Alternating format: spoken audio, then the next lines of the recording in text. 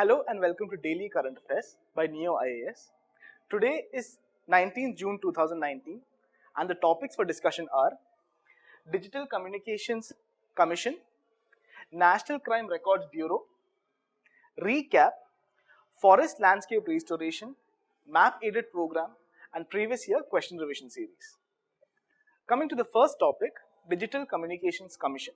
So why this has been in news is that the DCC has approved for levying a penalty on Airtel and Vodafone for denying the access given to Jio network when it had initially launched in 2016. So coming about talking a little bit about this commission, it is the highest decision-making body of Department of Telecom under Ministry of Communications. It was set up by the government with administrative and financial powers to deal with various aspects of telecommunications. Now the government in 22nd October 2018 had renamed this commission. I mean, the initial name of this commission was Telecom Commission and it had renamed the Telecom Commission to Digital Communications Commission. That is why today its name is Digital Communication Commission and it was done through the National Digital Communications Policy of 2018.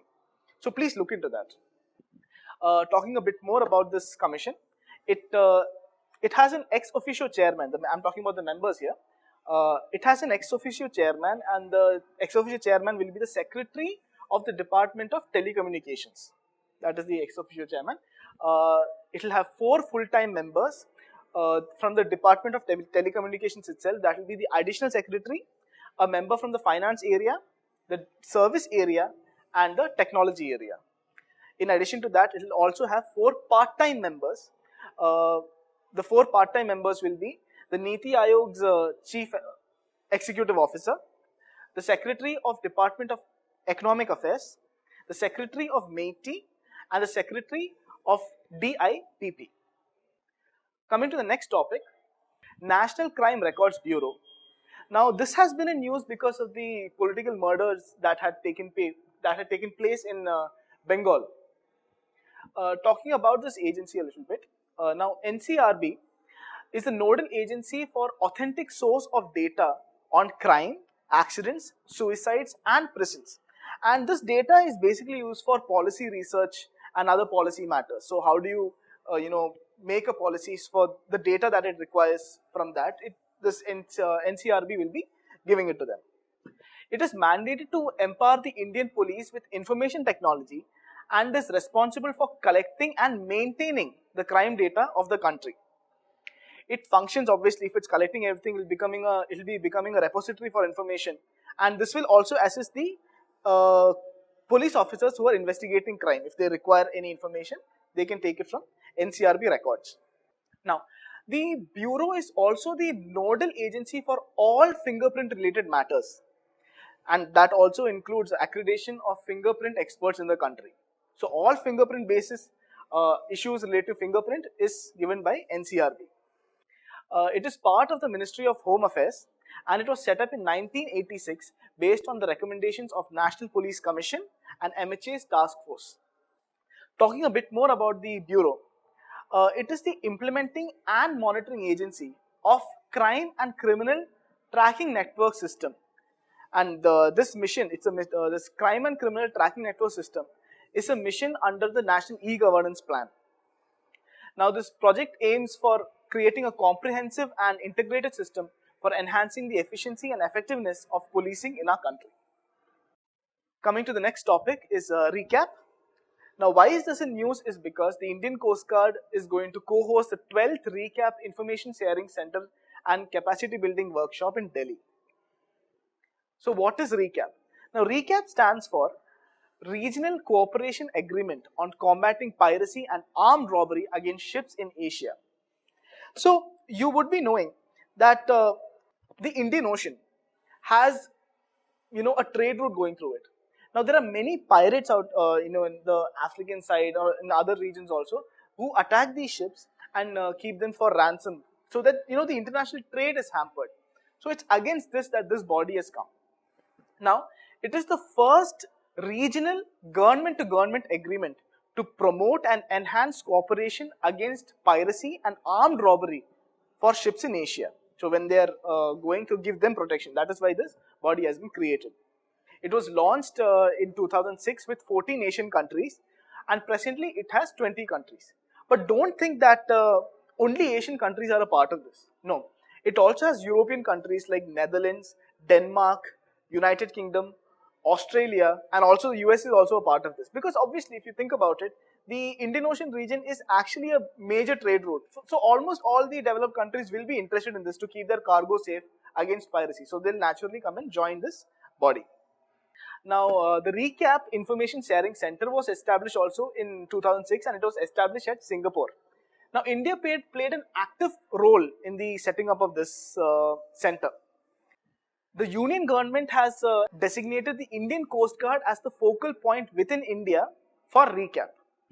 And Recap has basically 3 pillars. It stands on 3 pillars, which is information sharing, capacity building, and mutual legal assistance. If you take these 3 pillars and look into the aspect what you're talking about, it's really understandable. Information sharing means what ship has gone from, what ship has sailed away from which country and what route it's taking. The surrounding regions would actually need these information so that if a situation happens, they can send the defense forces from the closest country from where the situation has happened. Capacity building. Obviously, now the country which is sending its force, it should be capable enough to tackle the situation. So for that also capacity building is very important. And finally, mutual legal assistance. In case some legal issues have happened, some ship had entered unknowingly into some other country's territorial boundaries. So to deal with all those things, a mutual legal agreement is also required so that smooth transport of trade can take place. Now, India is not hosting this thing for the first time. It's not hosting this workshop for the first time. India had also earlier hosted this for twice earlier. Once in 2011 in Goa and in December of 2017 in New Delhi. Coming to the next topic is forest landscape restoration. This is in news because the Union Minister has launched a flagship project to enhance the capacity of forest landscape restoration and bond challenge in India. I think that the bond challenge in India has already been covered for you, so you'll know more or less about it. But I'll give you a brief idea about it. What is bond challenge? But first, coming to forest landscape restoration. Now, what is forest landscape restoration? Is basically it's a process for regaining the ecological functionality and enhancing the human well-being across all majority of the deforested and degraded landforms or landscapes. Now, as humans has developed so much, it has naturally degraded all the landscapes around us. We have actually done that. Now, it has, because of the looming issues of climate change and the natural calamities that are enhancing with intensity also, it becomes a duty to protect our landscape so that we can mitigate these issues. So one thing is that everybody naturally thinks of when they think about landscape restoration, they think of it's very simple as just planting trees. But in this forest landscape restoration is not just about planting trees. It's much more than that. It will take, planting trees is one option in that. Also about managing natural restoration, agroforestry, in-depth scientific land management analysis, etc. Now, because it is for restoring an entire landscape, it will take a long vision. So it is a multi-year approach and will need to develop the ecological functions and the benefits for humans in those regions. Now coming to bond challenge, I'll finish it off very quickly. The bond challenge is basically a global effort to bring around 150 million hectares of degraded land and restore it by 2020. And this same aim is to increase it by 350 million hectares by 2030. That is bond challenge. I'm sure you know most of it. Coming to the map aided program, today we'll be talking about the national parks of Arunachal Pradesh. Arunachal Pradesh has 2 national parks, Namdapha National Park and Mauling National Park. Both these national parks are part of 2 different biosphere reserves also. So as you can imagine, biosphere reserve, the diversity will be enormous. You can see the location of the national parks in the figure given here. Namdapha is to the south and Mauling is to the north near on the Himalayan region. Let's talk about Namdapha now. So now, as I just told you, it's a biosphere reserve. Namdapha is also a biodiversity hotspot of eastern Himalayas. It is located in the Changlang district between the Mishmi and Patkai range. So Mishmi and Patkai range, these are mountain ranges in Arunachal Pradesh. You should go through it in the order of all the hills present in Arunachal Pradesh. Now, this national park, that is Namdapha National Park, is the northernmost boundary for lowland evergreen rainforest in the world, which means north of that you cannot find evergreen forest in the world ever, anywhere. This national park was initially declared as a wildlife sanctuary and later on into a national park in 1983, and in 1983 itself it was declared as a tiger reserve under Project Tiger.